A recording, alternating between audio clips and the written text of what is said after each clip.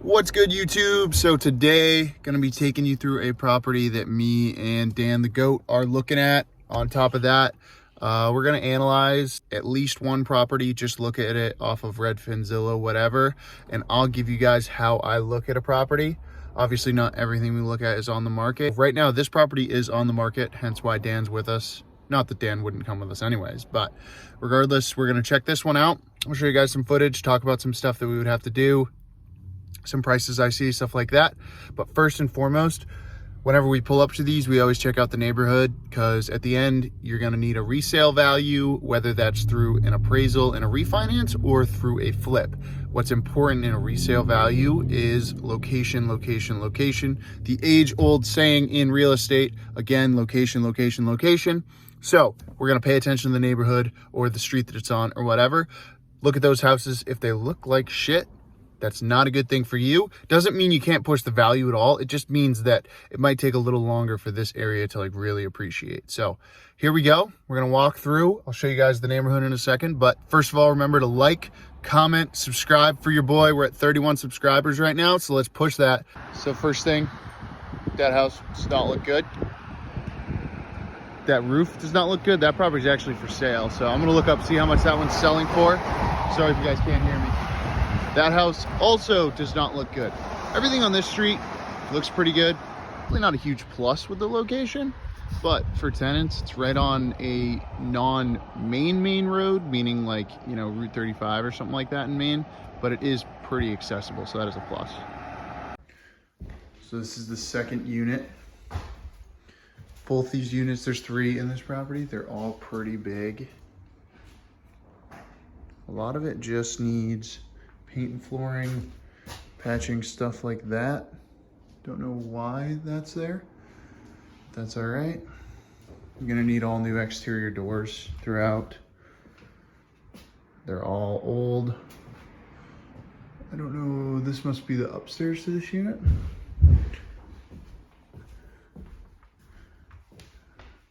A lot of old stuff throughout. Paint. This is the kitchen. So you're gonna want to update all of this as well. Some peeling paint, stuff like that. Some horrible drywall finish. That always looks good. But all in all, nothing super major so far. Positive, new windows. Windows are expensive. All right, we're going to the upstairs. So from the looks of it, they were kind of in the process of like renovating, and then you missed the camera, Dan. Oh, no, that's okay. And fixing stuff like that. I wouldn't say that's the right way to fix that. What you should do is cut it out and then put a whole new piece of drywall. But I guess if you want to put 15 layers of mud on, you could do that too. But just count for 15 days because mud takes a day to dry. But like, who did that? That's what I want to know. Who did that? That's just wrong.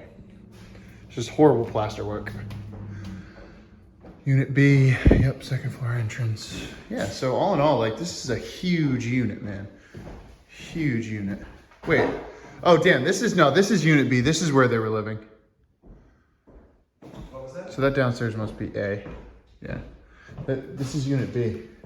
Because this is a whole other unit, bro. This one's not in bad shape.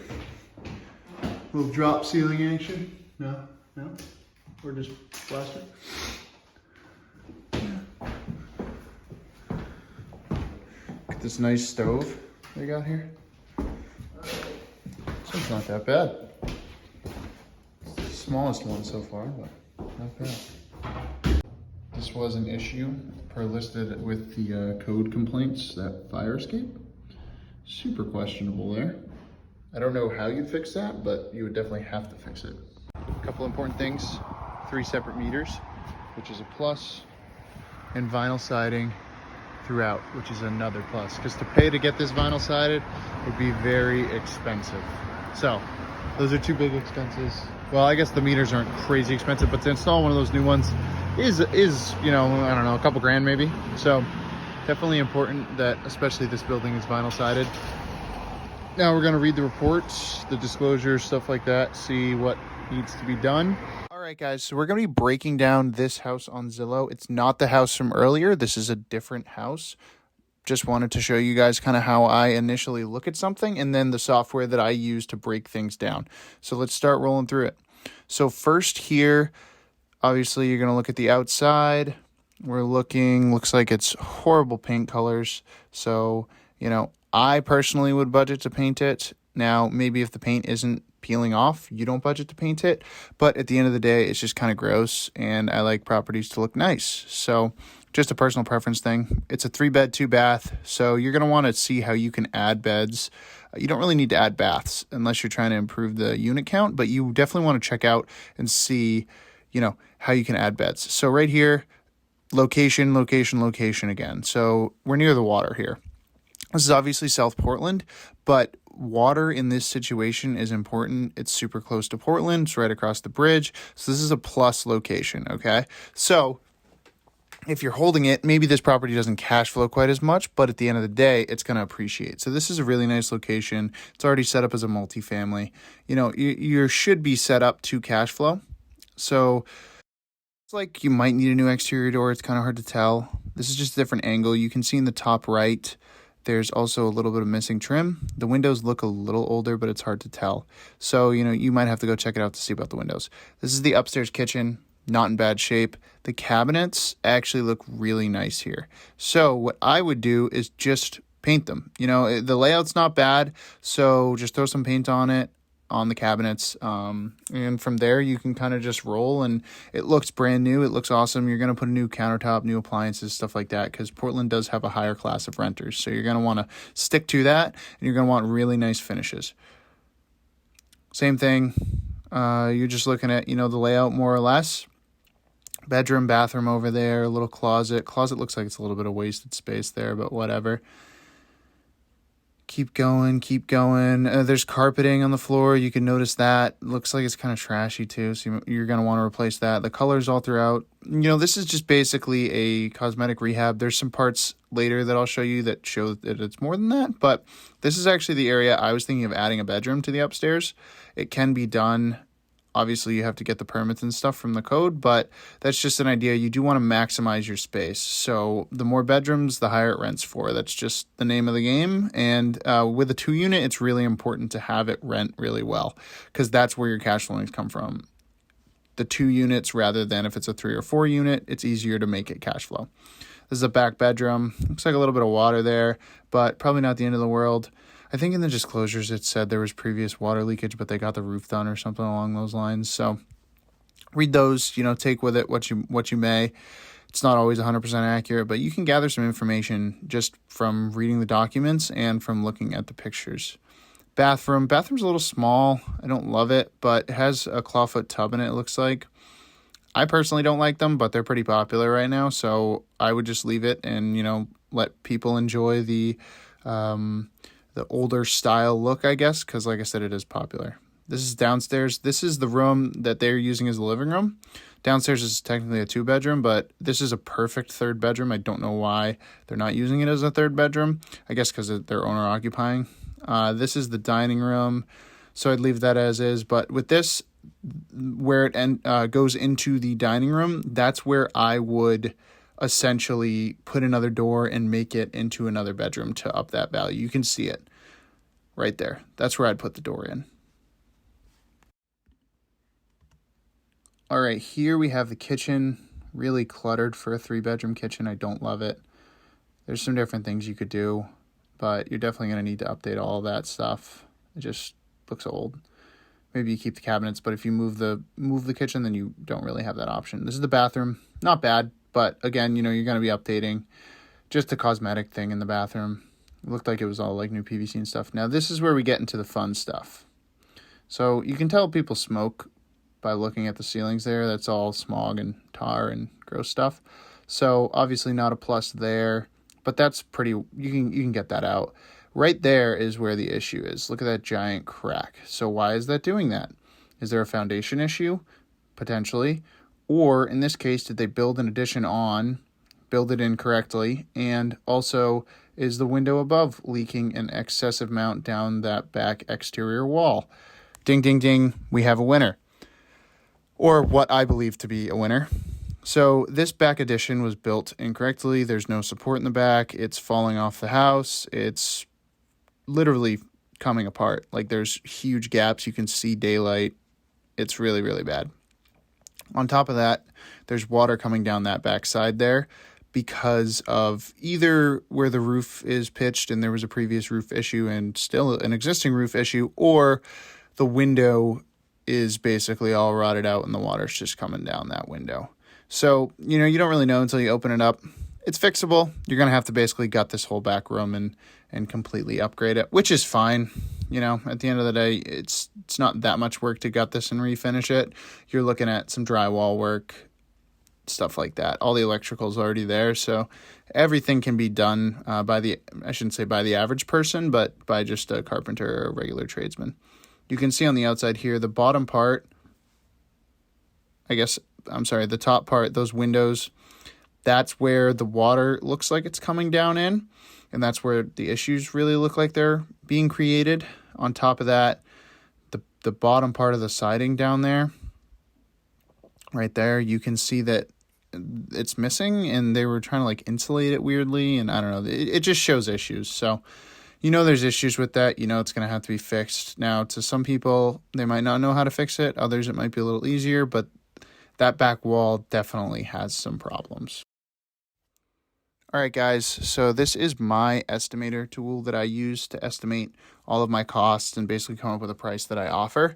So for this, your ARV, in my opinion, is conservatively $515. I think that's a fair evaluation. I don't think you're going to get burned putting $515 in there. I think if you go $525 to $550, you could get screwed on the back end a little bit. But I think $515 is a fair value. I think that's, it's a beautiful property. It's a beautiful location. So I personally don't see it appraising or selling for any less than that as long as you do the right amount of work. All this is associated with the buying costs, your title fees, all that extra stuff.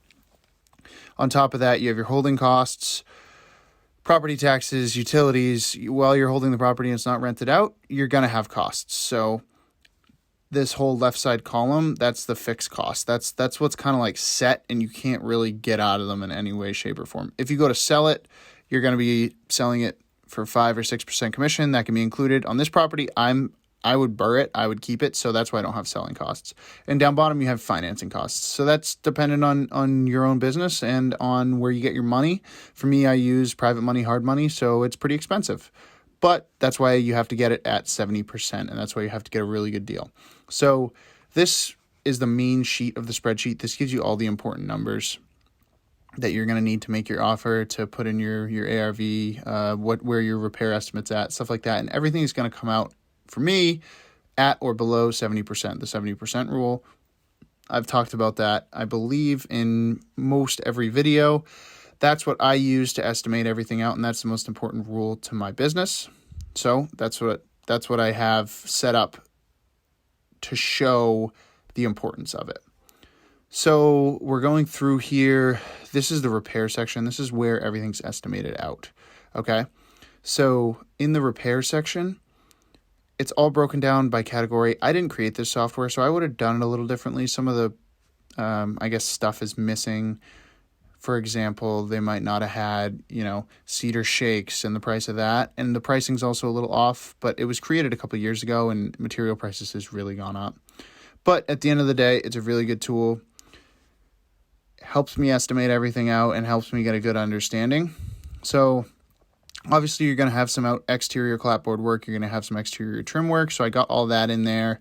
Those are my numbers that I estimate for. Everybody might estimate differently, but those are just what I think it would cost. Some of it's me doing the work, some of it's not. I wouldn't have done the metal trim work up top, but I was going to do the clapboard work.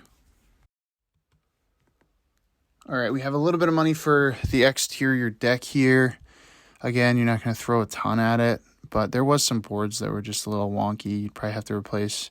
So I just put a little money down for it. You never know what you're going to find. Same thing with the roof. There was a section that was beveled in. Now, the reason for that is probably water damage, but you can fix it pretty easily. Basically, all you have to do is either replace that specific joist and fix the the roof so that it's laying, I don't think level is the right term, but basically flat so there's no indent. And it's more just labor than it is materials type of thing. You're going to have 3 exterior doors. There's 3 entrances. So 3 exterior doors there. You're going to have windows. That's going to be a big expense as well. And on top of that, you're going to have interior doors. You're going to have hinges, knobs, stuff like that. You know, you might not think of everything, but it's important to put as much as you can think of down so then you can estimate for it. Okay?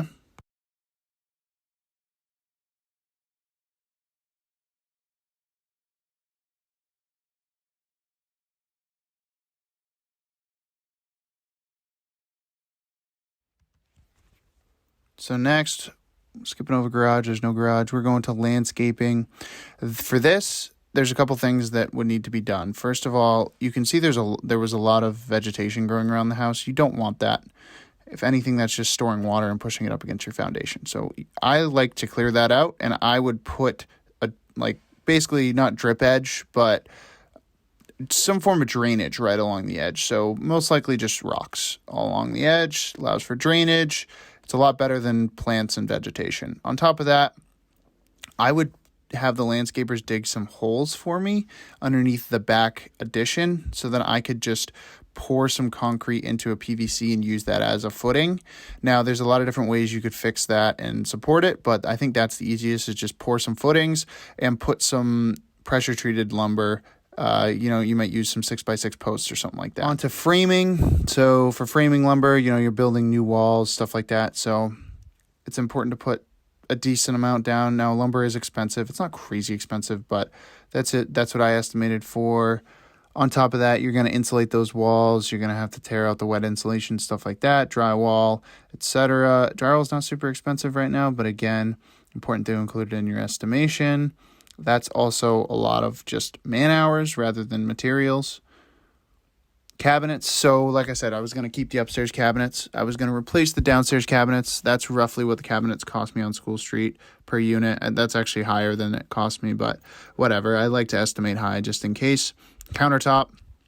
I was estimating, I think, maybe $2,000 downstairs and $1,500 upstairs, give or take, which should be enough. I think I spent about $4 at school, but it was much larger spaces.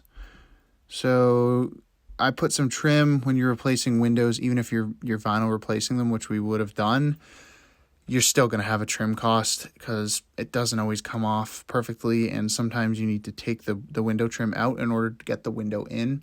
So you're going to have some cost. Now, that might be a little high, but at the end of the day, you want to put something in. You want to have a good estimation. Vinyl plank here. So I think I installed on School for like $2.30 a square foot, give or take. So $3 is a little higher, but again, just estimate high. You never know.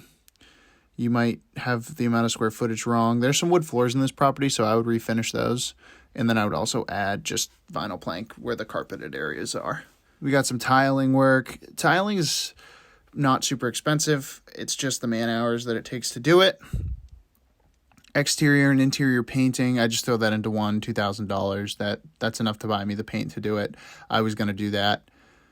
At the end of the day, it's not my favorite thing in the world. I actually hate exterior painting, but if I can do it for $2,000 rather than paying someone to do it for $10,000, that's pretty sweet. Appliances, you're going to want new appliances up and down. Make it look nice and spiffy. Make it look good. So $3,000 should get you basically your range and your fridge for both. Decent grade. Plumbing, you always want to budget for plumbing and electrical and HVAC, even if you don't think that you're going to need it, unless you're absolutely positive that everything is brand new. But for this, I put some plumbing stuff in. It doesn't necessarily need to be like 2 bathroom fixtures. It's just having some money set aside for it. Same thing with HVAC. So for this, I think I put $16,000. Now that's me putting a heat pump in upstairs with one zone and then putting in a new furnace downstairs. I also was thinking about just heat pumping both. I don't know if that would work super well with the size. So, 16 might be a little low for this, honestly. But there's some other areas where I was a little high. So everything should round out. This is how I do most of my estimates. Same thing with electrical. You're adding bedrooms, so you're going to have to add outlets, which means that you're going to have to pay a master electrician. because it's going to have to all be permitted when you're adding bedrooms. At the end of the day, you got a little bit of accessories too, mirrors, stuff like that. I'll probably have more accessories than that, but I think $60,000 would get the job done here. My max offer would be right around $300,000.